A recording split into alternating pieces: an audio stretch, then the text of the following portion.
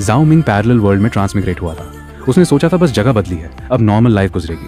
लेकिन जैसे ही उस पर धूप पड़ी, सब कुछ बदलने लगा। धूप से नहाने पर वो इन्फिनेटली स्ट्रांग हो सकता था। उसका स्टील जैसा बॉडी, दूर तक देखने वाली डिवाइन विजन और बहुत ही सेंसिटिव हियरिंग, सब कुछ अलग लेवल पर पहुंच रहा था। अपनी सुपर सेंसिंग के साथ उसने इस दुनिया का दूसरा चेहरा देख लिया। Vampires, beast form people, elemental users, curse masters, mind controllers, सभी स्ट्रेंज बीइंग्स पावर की लिमिट तक पहुंचने और गॉड बनकर दुनिया पर राज करने के पीछे पड़े थे। लेकिन जब उनका सामना ज़ो मिंग से हुआ, तब उन्हें समझ आया कि इस दुनिया का असली मास्टर कौन है। इस वक्त ज़ो मिंग खिड़की के पास डेस्क पर बैठा था, नोटबुक खोलकर आज की रिपोर्ट लिखने लगा। Superhuman physique observation report, day 3। Physique changes का ट्रिगर, धूप। इनिशियल गेस है कि दो वर्ल्ड्स के फिजिकल रूल्स डिफरेंट हैं, इसलिए इस दुनिया की सुन मेरा बॉडी स्ट्रेंथनिंग प्रोसेस ट्रिगर कर सकती है, बिल्कुल कॉमिक के सुपरमैन जैसा। फिजिक चेंज इफेक्ट्स, स्ट्रेंथ बढ़ गई है। इनिशियल एस्टिमेट के मुताबिक 10 टन तक पहुंच चुकी है। स्किन बहुत टफ हो गई है, नाइफ और बुलेट को कंप्लीटली इग्नोर कर सकती है। टेस्टिंग अभी नहीं हुई, इफेक्ट अननोन। सेंसेस का सुपर एनहांसमेंट और भी क्लियर है। हियरिंग इतनी स्ट्रांग हो गई है कि बहुत ही हल्की आवाज भी सुन सकता है। इस वक्त कुछ 100 मीटर्स दूर लोग जो बात कर रहे हैं, उनकी आवाज सामने वाली बिल्डिंग में एग्जाम की तैयारी कर रही लड़की की पेन की खुरच की आवाज और नीचे ओल्ड जंग के हार्ट बीट की आवाज तक सुन सकता है।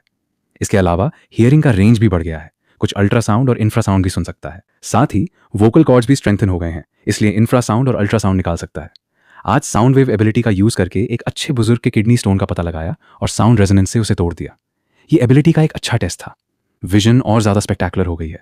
मून के क्रेटर्स की डिटेल क्लियरली देख सकता है। जब प्लेन ऊपर से गुजरता है, कैबिन विंडो के अंदर लोगों के सिलुएट्टे तक दिख जाते हैं, लेकिन चेहरे अभी क्लियरली नहीं देख सकता। स्मेल भी इंप्रूव हुई है और फाइनर ऑर्डर चेंजेस डिफरेंशिएट कर सकता है। Summary, body already super human हो चुकी है और ग्रोथ स्पीड बहुत फास्ट है। 3 दिन में हर दिन नोटिसेबल इंप्रूवमेंट हुई है। ऑप्टिमिस्टिकली सोचा जाए तो फ्यूचर में सचमुच सुपरमैन लेवल तक पहुंच सकता है।